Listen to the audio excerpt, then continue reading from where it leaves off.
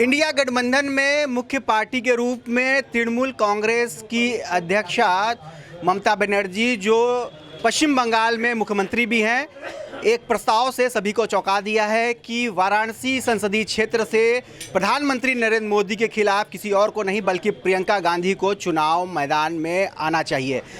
इस प्रस्ताव के बाद से काशी वासियों का, बनारसियों का क्या है मानना कहना, ये जानने के लिए हम 80 भदैनी इलाके में स्थित पप्पू चाय की अड़ी पर आ पहुँचे हैं। और ये जगह इसलिए भी खास है क्योंकि यहाँ पर खुद प्रधानमंत्री आकर चाय की चुस्कियाँ लिए हैं और एक आम बनारसी की तरह यहाँ लोगों से घुले मिले हैं।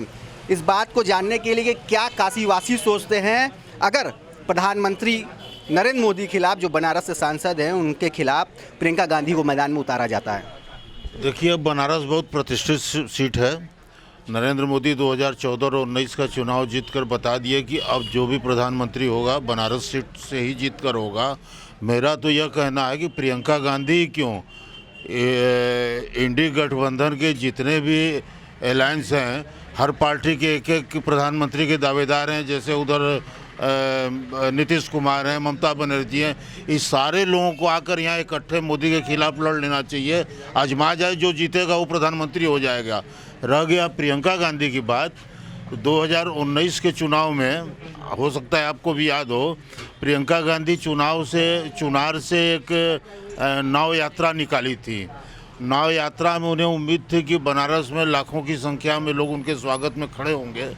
मैं संजोग से घाट पर था और अजय राय को लेकर कुल मिलाकर के 13 लोग थे वहाँ पर, तो उनको अपनी औकात उसी समय समझ में आ गई थी कि बनारस में वो क्या है। आपका ये कहना है कि इंडी गठबंधन या इंडिया गठबंधन में जितनी पार्टियां हैं उसके प्रमुख लोग बनारस से चुनाव लड़ जाए।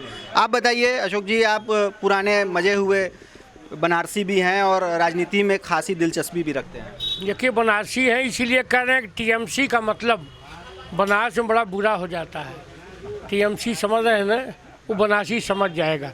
मेरा ये मानना है कि ममता दीदी स्वयं आ जाए, क्यों किसी को लड़ा रही हैं। एक बार उत्तर प्रदेश के 2 बेटे एक हुए, लड़ा गए, फिर बेटी हूँ लड़ूंगी, लड़ा गई। तो मेरा कहना है इस बार दीदी आके ही देख लें। तो पश्चिम बंगाल कौन देखेगा? देखिए, पश्चिम बंगाल में तो उनका भतीजा ही है। शारदा चिट फंड में घोटाले में जितने लोग फंसे सभी लोग हइये हैं। उनको संभाल के और स्वयं आ जाए दीदी, ताकि हम लोग उनका मुंह तोड़ जवाब दे ले। बड़ी तमन्ना है दिल में कि दीदी को भी एक बार हम लोग हैसियत बता दें। चलिए, अपना अपना सबका प्रस्ताव है। कोई कहता है कि जितनी इंडिया गठबंधन में पार्टियां, उनके प्रमुख बनारस से चुनाव लड़ जाएं मोदी के खिलाफ। कोई कहता है कि खुद ममता बनर्जी यहाँ आके आजमा ले खुद को। आप क्या मानते हैं? हम तो आपसे कह रहे हैं कि जोड़ तोड़ की ममता बनर्जी न है मोदी के, प्रियंका जी नहीं हैं। प्रियंका जी तो भाई अब एक प्रकार से बच्ची कह सकते हैं आप, लेकिन ये जोड़ तोड़ की हैं। मोदी जी से चाहिए इनको लड़ना, राय मत दें और आकर लड़े। हम लोग तो प्रस्ताव दे रहे हैं कि ममता जी आकर चुनाव लड़े। हम सारे लोग यही मान रहे हैं। टक्कर मजबूत होगा अगर ममता बनर्जी लड़ेंगी? ये तो चुनाव उनको बताएगा जब लड़ जाएंगी। तो कहाँ दिखाई पड़ेंगी वो? कहाँ दिखाई पड़ेंगी ममता बनर्जी अगर ये मत पूछिए क्या होगा। वह दक्षिण में दिखाई देंगी और दक्षिण का मतलब बनारसी जानते हैं। तो वो तो लड़ जाएंगी तब ना उनको अंदाजा लगेगा। दूसरे पर क्यों, दूसरे कंधे पर बंदूक क्यों चला रही है? स्वयं आ जाओ। बार बार यही अब यहाँ से मांग उठने लगी है कि खुद दूसरे का नाम प्रस्तावित करने से अच्छा है कि खुद ममता बनर्जी यहाँ से चुनाव लड़ जाए।